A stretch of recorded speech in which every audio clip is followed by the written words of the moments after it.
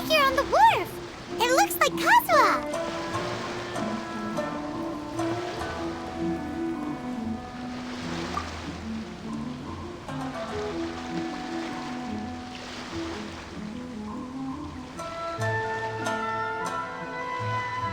Greetings, traveler in Paimon.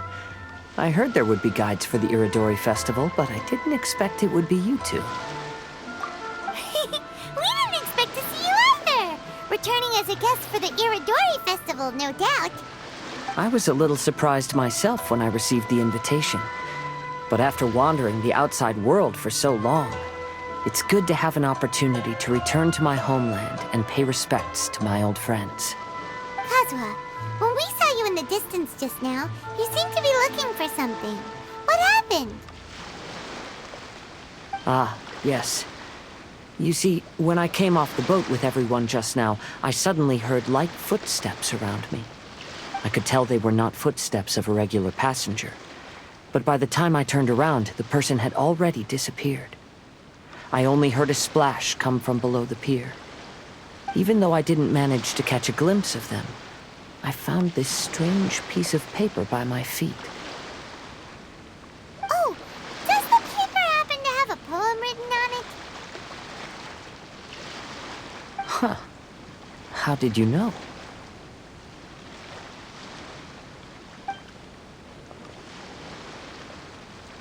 Fascinating. It's almost hard to believe such things could happen. Sure, here it is. Please, have a look.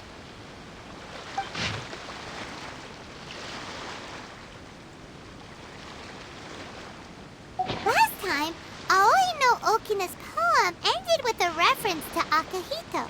And sure enough, this is a story about him. The story this time basically says that Akihito got his name from his love of red seals. However, the Shogun discovered that he had committed plagiarism, and he was soon exiled. Well, if Paimon were to rate today's story, it sounds pretty unfortunate. I don't think there's anything particularly wrong with this story. I too was once wanted as a criminal by the Shogunate. So I'm not all that different from Akihito mentioned in this story. But according to the story, Akihito was exiled by the Shogun because of his wrongdoings. You did nothing wrong, Kazuha. Huh? Traveler, what are you thinking about?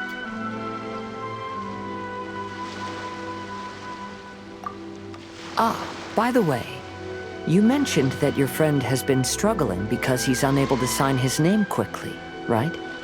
In Liyue and Inazuma, there is a saying, that which has been stamped has also been signed. Perhaps using a seal could be a feasible solution. While sailing at sea, I sometimes carve things to pass the time. If you wish to create a stamp for his seal, I might be able to help. Wow, that's an idea! Quick, let's go tell Albedo!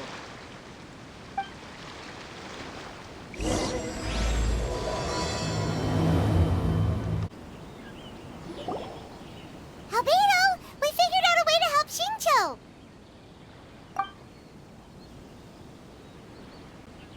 Interesting. A story of the 5 Kasen appears again, and with a timely solution. A stamped seal, huh? Let me think. Indeed, it is an efficient solution. If we use a stamp, then Xingqiu won't have to struggle with his handwriting anymore. However,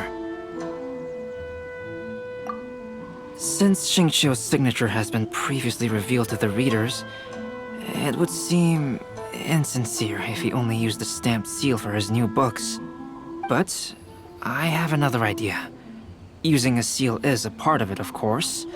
Let's go to Ouya Restaurant now to discuss my idea with everyone. Yes, that's it, Zhenyu. Your writing has greatly improved today, which means yesterday's intensive training was effective. My apologies, but I simply can't do it anymore. My hands are so sore that I can't even move them anymore. I should have known better than to read novels during calligraphy class. You just had a 10-minute break. Come on, you can do this. When it comes to pushing a deadline, there's no one more brutal than Mr. Hirayama. No wonder Lady Yai would always send the editorial director to handle troublesome authors. Whoa, this is getting scary. It hasn't even been that long and Shincho's already zombified. Mr. Hirayama, we found a solution that might just solve our dilemma. In both Liyue and Inazuma, seals are widely used as the equivalents of a signature. If we use a stamp to leave the author's seal on the books, then we could make the signature process a lot easier. Of course, a seal on its own is not enough. So, I propose that each signature consists of 2 parts. First, we'll use a personalized seal. We can simply carve one using Chenyu's signature as the design. In addition, I'll also design a simple but elegant pattern that's easy for Chenyu to write. That way, he will only need to draw a simple pattern on each book.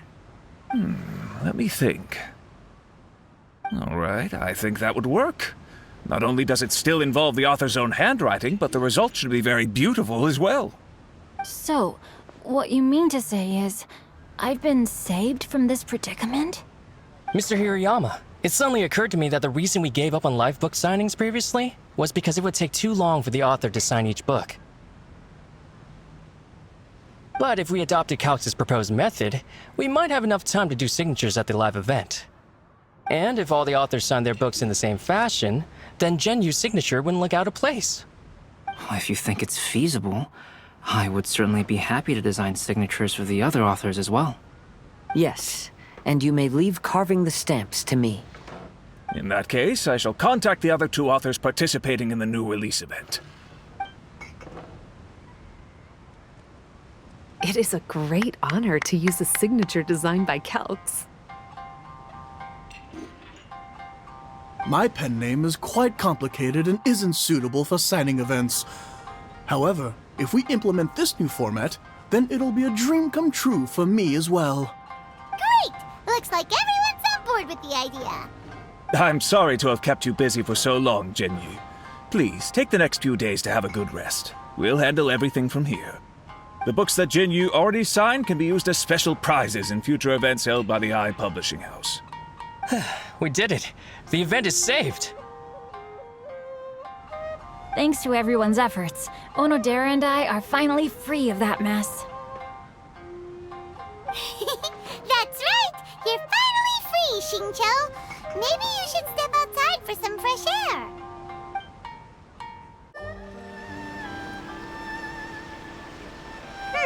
We still have some time to burn. Where should we go next?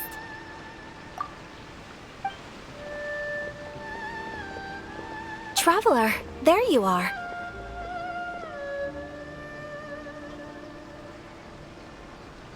Oh, it's Ayaka! And Venti! That's an interesting combo.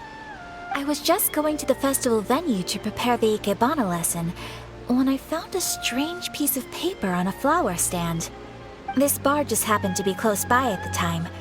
He informed me that you've also found similar papers recently. As such, we came together to find you two. But the paper she found isn't quite the same as the ones we found before. Here's the paper. Please have a look.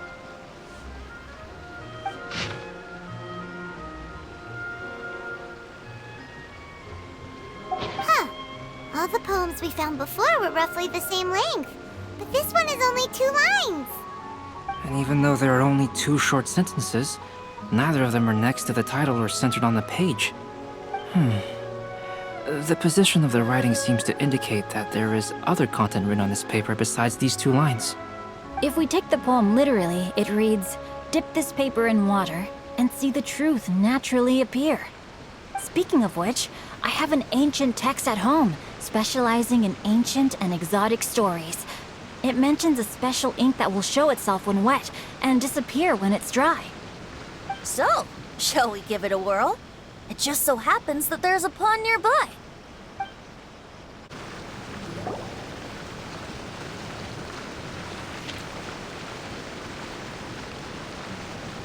Wow, look! It's really working! More words have appeared on the paper! Let Paimon see what it says.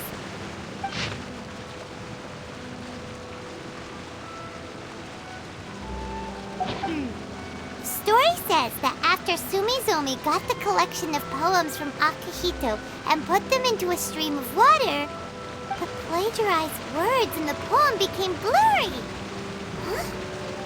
Why would that happen? You see, Paimon, in the past, when printing was not yet well developed, handwritten text could easily become smudged in books when exposed to moisture. To ensure the text lasted longer, they'd either write using a special ink or coat the paper's surface with a waterproof coating once the writing was finished. Such special inks are time-consuming and laborious to produce, and the waterproof coating could also prove just as difficult. However, since Akihito's poetry collection was an important gift to be presented to the shogun, surely one of those two methods was used to protect it. But as for the plagiarized poems, not only would they lack Akihito's seal, but the words would also react differently when exposed to liquid. Which means Akihito didn't plagiarize his work. He was set up! Yes, it appears that this is the truth that Sumizome's story is trying to convey. Although the story is saddening, I've decided on the subjects to use for Akihito and Sumizome's portraits. Kazuha, Ayaka, would you be willing to be the models for my paintings? I would be delighted. Yes, as would I. There you go. The next two portraits should be ready in no time. Yes. And now that all 4 stories have all been collected, the story of the 5 Kasen is now fully completed.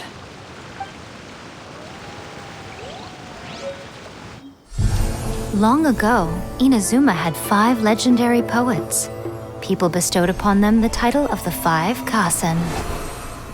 One year, the poet Suiko made his way to Tenshukaku and presented the Kasen's work for the shogun's perusal. But a page from the works of Aoi no Okina had been torn out, and Suiko was questioned regarding the matter. Suiko pleaded guilty. He admitted to drinking at the tavern the night before, and vaguely recalled a mysterious figure approaching while he was intoxicated. That figure was none other than Aoi no Okina himself.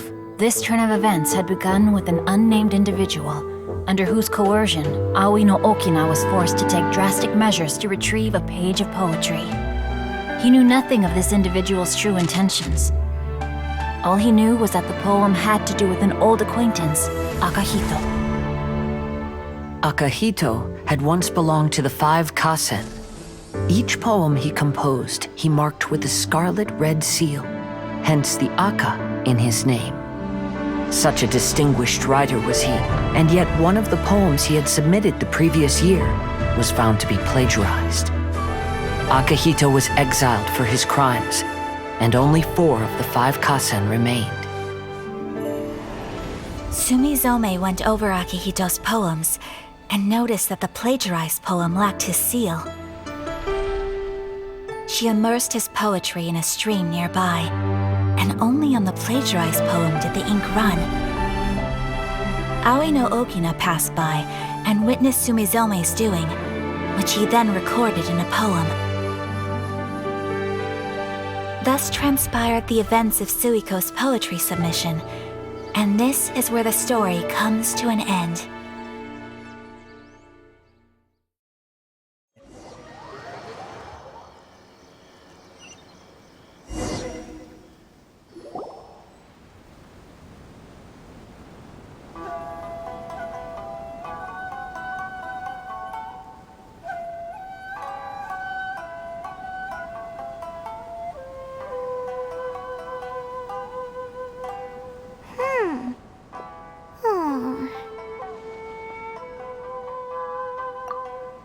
Yeah.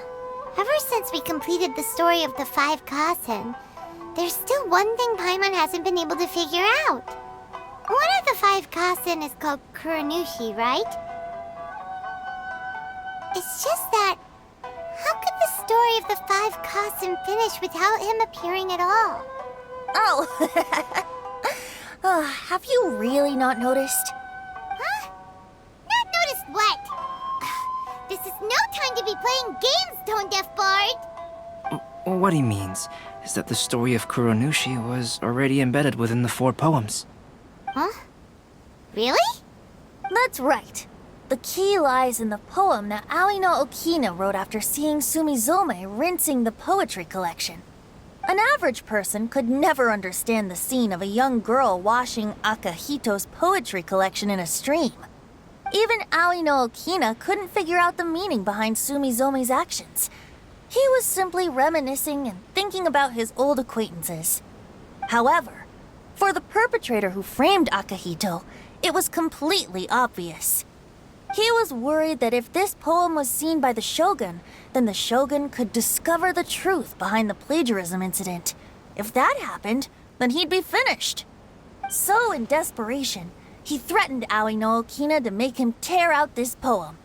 Which means the one who threatened Aoi no Okina is the same person that framed Akahito. What? Kuronushi? That's right. Though there are only 4 poems, they still managed to tell the complete story of all 5 kasen.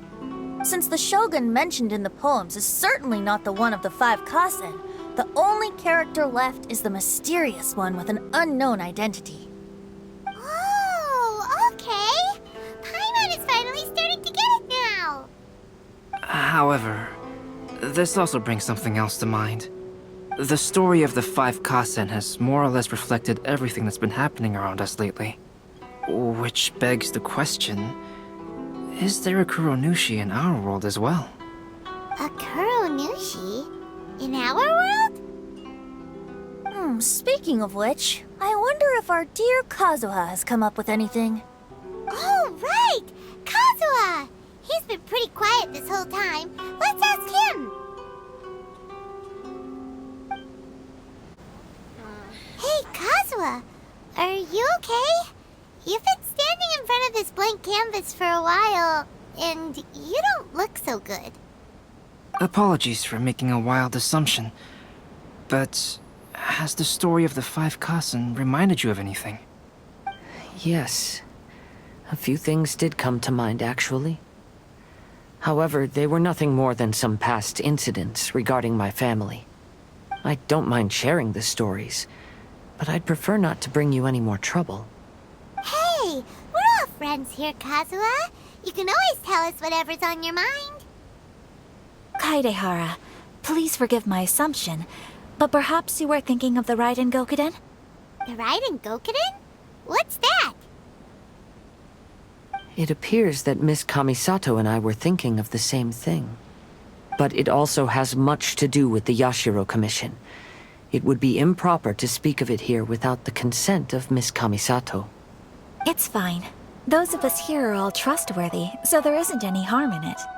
However, this matter is somewhat complicated and may be difficult to explain. Let me start with the Raiden Gokuden. As you all know, the Yashiro Commission's primary purpose is managing ceremonial and cultural affairs, and Inazuma's art of forging swords is a very important part of our culture. The Raiden Gokuden were once the top 5 schools of the forging art in Inazuma. Although these families were swordsmiths by craft, they also held many important positions in the Yashiro Commission. Unfortunately, of the 5, only the Amenoma art still maintains its artisan lineage. The descendants of the Ishin art are also still alive, but the craft has been lost to time. The descendants of the Ishin art are none other than the Kaidehara family. Whoa! We knew Kazuha came from a noble family, but we had no idea about his connection to the Yashiro Commission and sword making. Yes, but that's all part of the past now.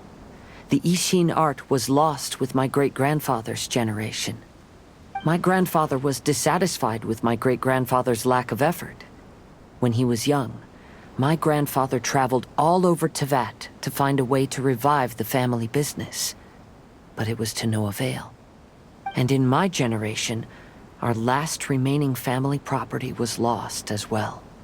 I heard my elder brother mention that the decline of the Raiden Gokuden happened very rapidly.